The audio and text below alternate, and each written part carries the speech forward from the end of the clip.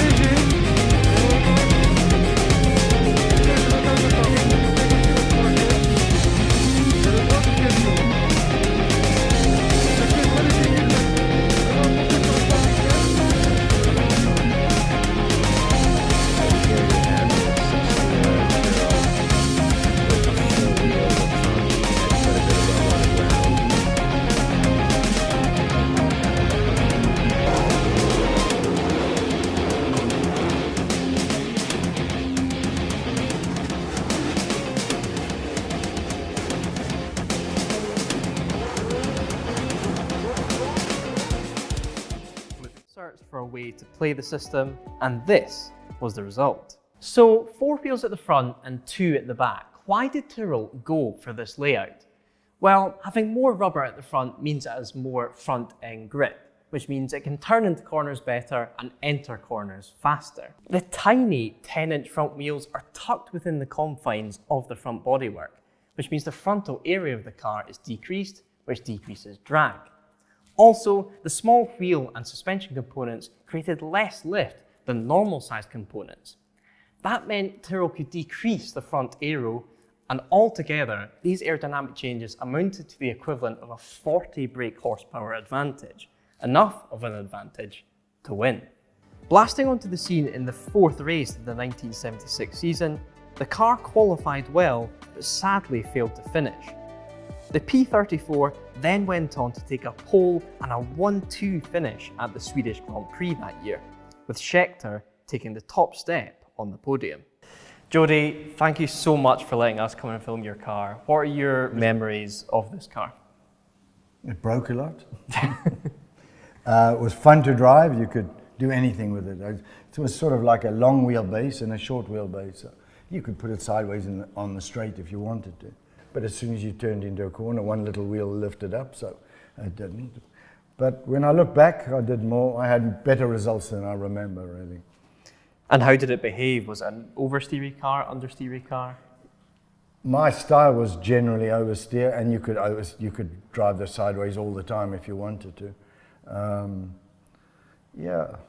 The thing that it broke quite a lot, so that was, if towards the middle of the season or further on, it got to a stage where I wasn't really feeling comfortable at all. So while we're here, can we start it up? Yes.